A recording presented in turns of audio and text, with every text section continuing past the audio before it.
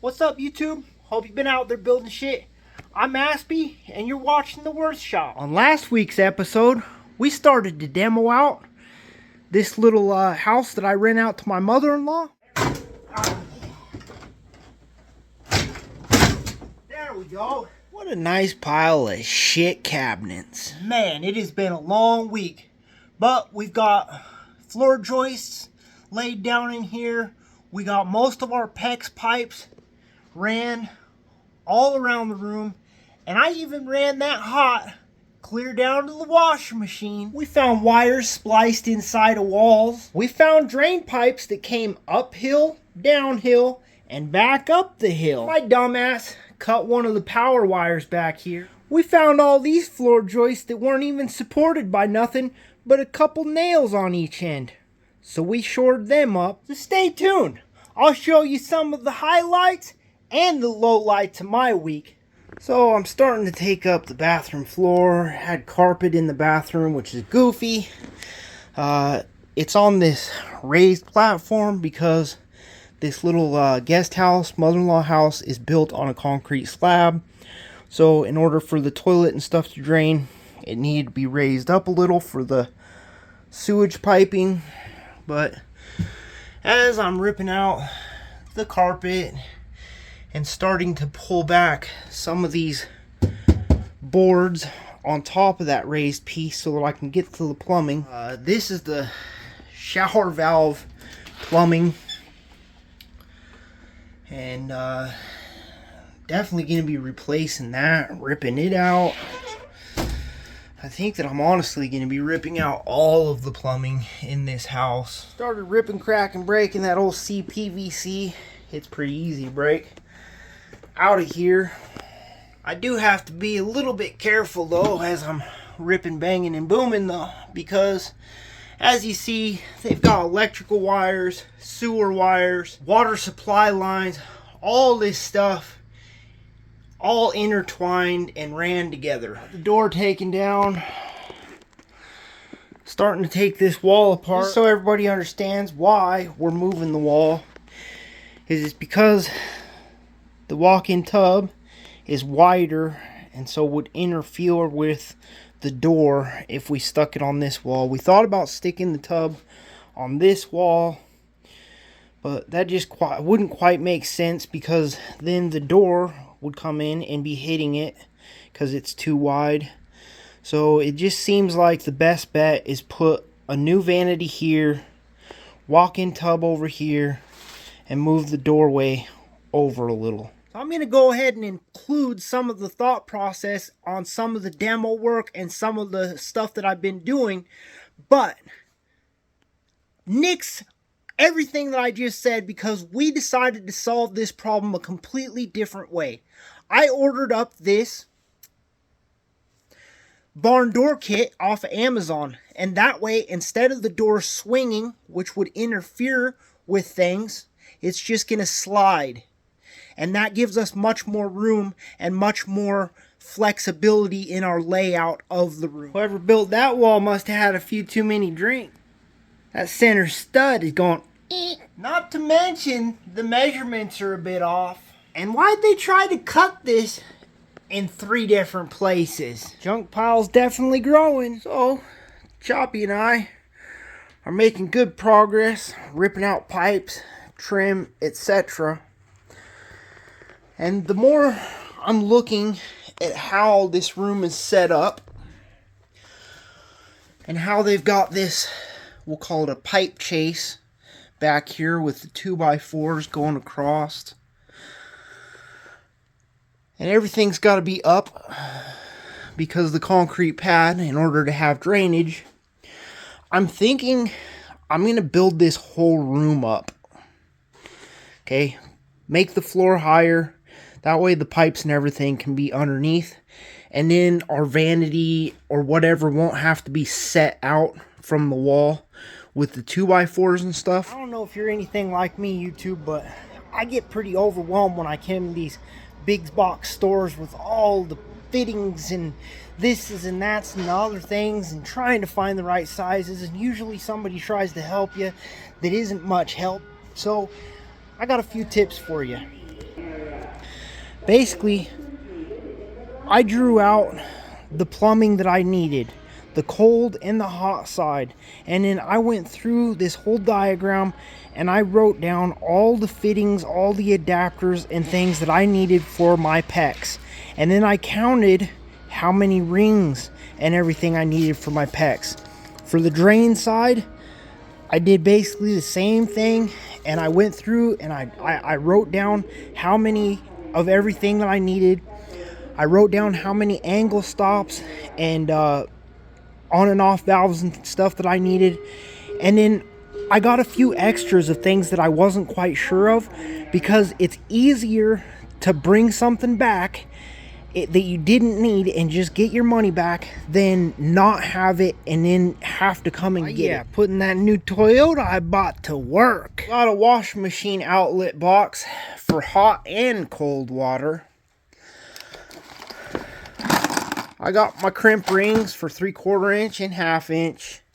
And I got all kinds of adapters, hangers.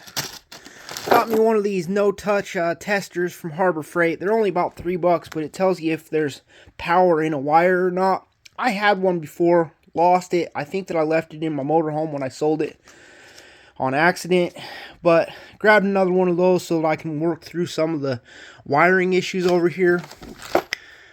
Cut off wheels, don't need those today. Bought one of these PEX ring removal tools. I've never used one of these. I've always used my grinder and a cutoff wheel, but sometimes you get a little too deep, you mess up the fitting. I just thought that I should try one of these out. It's only $20, and hopefully that makes some of my work a little easier. But I did need some, so grabbed them. We also got, let me see, angle stops for under sinks and stuff like that. I also purchased the right size adapters for going into the hot water heater and adapting to PEX. We bought the right size NPT to PEX adapters for this walk-in tub we're installing. Speaking of this walk-in tub, this is broke. They're mixing PVC and ABS pipes, which is a no-no. You're not supposed to glue that stuff together. So we're gonna end up cutting off here, teeing in, gluing that in, doing another tee down here, just kind of fixing that stuff up that's gotten cracked and broken. And to do that, we got us a whole assortment of ABS pipes and whatnot, and so that we can cap off the old washer outlet, or drain, I guess. We're gonna tee in here, run a new washer drain down that way. In here, we're gonna have to, once the floor is raised up, we'll have to run new drains in there. But we got more demo to do, so let's get back to it. So where we're at currently is we need to get this vanity pulled out. The top's not even connected, but it is connected to the wall, and we don't want to destroy that because we're going to be reusing it. And then we need to rip out all this pipe chase, and then we'll cut off that pipe somewhere up around here. Another thing we're going to be doing while we're going to be building the box in here to lift this whole room, we're also going to be pulling up the rest of the floorboards in here, because that's like a 7/16 or maybe a 1/2 inch. It's definitely cheap, flexible plywood, and so we're gonna pull up the rest of that, pull out the toilet, and put some good 1 inch or whatever subfloor. I think it might even be 1.25 inch, the subfloor stuff. I'm not super experienced to this stuff, guys, but I do know that this thin plywood is not cutting it for walking on and a floor. So I've got the vanity out, got the water pipes removed. I cut the sewer pipe off. I'm gonna cut it again somewhere over here. I'm just looking at that electrical wire. I'm assuming that it goes up into this wall and feeds that outlet and the switch for the light up here. But I think I'm going to end up unskinning this wall, and so I can tell what's going on in there, and definitely do something better with that electrical wire. Yep, I was right. Came over that light switch and stuff. Honestly, guys, I don't think that's going to be the best place for a light or a switch anyways. We're going to be moving the location. Not even to mention this hackadoo job that we're going to have to fix up a little bit and make a little more sense. All the mouse poop and everything vacuumed up. Our bathroom door's gone. Half the wall's gone. So we've gotten most everything out of here. Still need to cut this sewer pipe. Still need to take out this bottom board. But now I've got this toilet. All the bolts removed. Undid the water line. So we're going to go ahead and pick it up off of here. Carry it out. How I love working alone. Really, I haven't been recording a lot of what I'm doing because it's kind of just basic stuff, guys. Just ripping out the old and making way for the new. But this, I feel like it might be a little bit comical watching me struggle with this toilet, so I'll let y'all watch. Okay.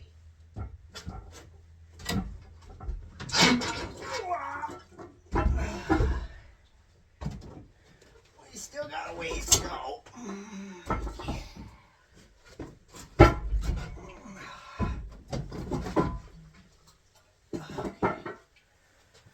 There we go. Oh, starting to get that floorboard ripped out. It's not coming the easiest, but if you know anything about framing, you know there's literally like no shear strength in how they built this floor. They should have put another piece of 2x4 underneath to support these directly, instead of just relying on nails through the sides. So before we resheet this, we're definitely going to be reinforcing a bit in here and making it stronger. Sure, it's kind of hard to tell by video, but the other reason why I want it in here is because if you can see, this is higher than that, yet this is supposed to be the drain pipe going out. So that would definitely pool, and we're going to have to support it up, and so that we don't get a low spot right there. Get rid of that low spot because I can't rotate it. I'll end up breaking up there, putting extra stress on that pipe. I think I'm going to go ahead and cut here. Good thing about tearing out this floor is now we see that yellow wire and its source, which feeds that box that once we build this floor up would be completely hidden. So we're gonna have to undo those wires, pull it back out of there. Really sucks. This toilet flange is a glued together one, and it's literally glued right at that bend. So I'm gonna have to finish taking out this floor in pieces, get past that bend enough that I can cut, and then I'll have to add a small piece of pipe, add a new bend, add another little small piece of pipe, and then the toilet flange. And that's honestly been one of my biggest frustrations in a lot of the plumbing in this house, is they don't leave, or didn't leave, any extra pipe to where you could cut and reattach something. They basically just butted up fittings or adapters, angles, etc. right to each other. So when you take out one piece to replace it, cap it, this, that, or the other thing, you end up having to take out more pieces. See, same difference there. That T goes right into that other T, to where you're stuck having to replace more than you want to in order to do it. Went ahead and cut that, and exactly like I said, that proves my point.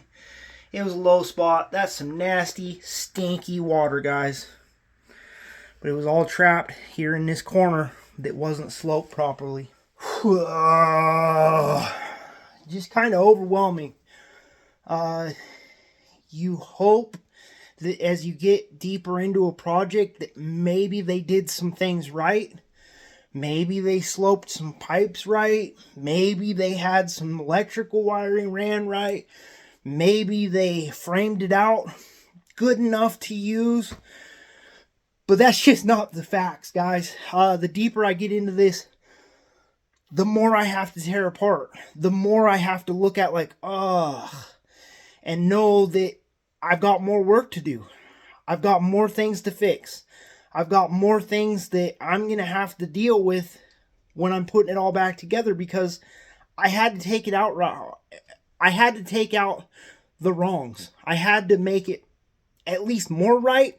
I'm not saying that I'm doing this perfect. I'm not saying that I'm installing some beautiful upscale bathroom with granite and all this high-end stuff. I'm just trying to make it functional and look decent and get rid of the hack. Pretty sure it's what you refer to as a can of worms. Alright guys, so that's my plan.